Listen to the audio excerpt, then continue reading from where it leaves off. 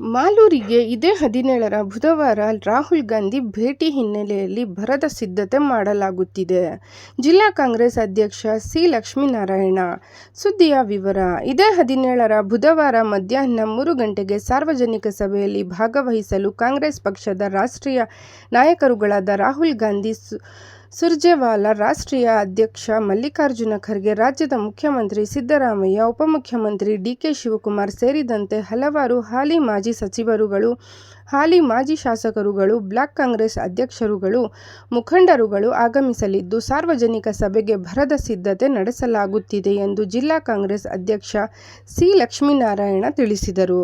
ಮಾಧ್ಯಮದವರೊಂದಿಗೆ ಅವರು ಮಾತನಾಡಿ, ಮಾಲೂರು ವಿಧಾನಸಭಾ ಕ್ಷೇತ್ರದ ಕಾಂಗ್ರೆಸ್ ಕಾರ್ಯಕರ್ತರು, ಅಭಿಮಾನಿಗಳು, ಸಾರ್ವಜನಿಕರು ಹೆಚ್ಚಿನ ಸಂಖ್ಯೆಯಲ್ಲಿ ಭಾಗವಹಿಸಿ ಕಾರ್ಯಕ್ರಮವನ್ನು ಯಶಸ್ಸುಗೊಳಿಸಬೇಕೆಂದು ಮನವಿ ಮಾಡಿದ ಅವರು, ಸಾರ್ವಜನಿಕ ಸಭೆಯಲ್ಲಿ ಸುಮಾರು 60ರಿಂದ 70 ಸಾವಿರ ಜನ ಸ್ವಯಂ ಪ್ರೇರಿತರಾಗಿ ಸೇರುವ ನಿರೀಕ್ಷೆ ಇದೆ. ಲೋಕಸಭಾ ಕ್ಷೇತ್ರದ 8 ವಿಧಾನಸಭಾ ಕ್ಷೇತ್ರದಿಂದ ಸ್ವಯಂ ಪ್ರೇರಿತವಾಗಿ ಸಾರ್ವಜನಿಕರು ಬರುವಂತೆ ಆಯಾ ಕ್ಷೇತ್ರದ ಶಾಸಕರು ಹಾಗೂ ಮುಖಂಡರುಗಳು ಮನವಿ ಮಾಡಿದ್ದರೆಂದು ಮಾಹಿತಿ ನೀಡಿದರು.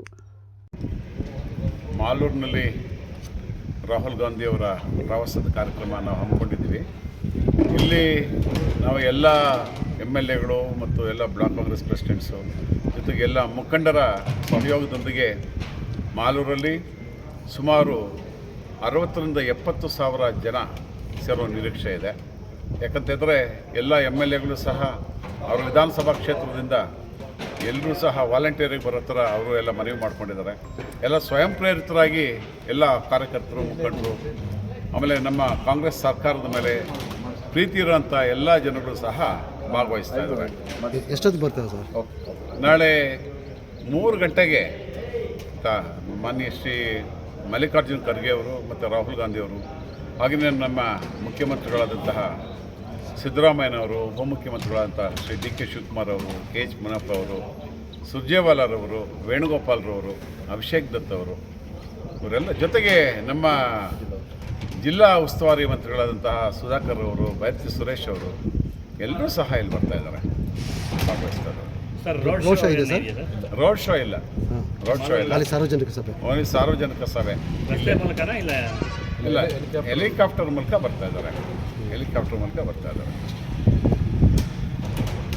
ಜನಕ್ಕೆ ಏನು ಮೆಸೇಜ್ ಮನವಿ ಮಾಡ್ಕೊಡ್ತಾರೆ? ಜನಕ್ಕೆ ಏನು ಮನವಿ ಮಾಡ್ಕೊಡ್ತಾ ಇದ್ದೀವಿ ಅಂತಂದರೆ, ಜನಗಳು ಏನು ನಮ್ಮ ಕಾಂಗ್ರೆಸ್ ಸಿದ್ದರಾಮಯ್ಯನವರ ನೇತೃತ್ವದ ಕಾಂಗ್ರೆಸ್ ಸರ್ಕಾರ ಬಂದಿದೆ, ನಾವು 5 ಗ್ಯಾರಂಟಿ ಯೋಜನೆಗಳನ್ನ ಕೊಟ್ಟಿರೋದ್ರಿಂದ ತುಂಬ ಜನ ತುಂಬ ಇಷ್ಟಪಡ್ತಾ ಇದ್ದಾರೆ, ನಮ್ಮ ಕಾಂಗ್ರೆಸ್ ಸರ್ಕಾರನ ತುಂಬ ಪ್ರೀತಿಸ್ತಾ ಇದ್ದಾರೆ.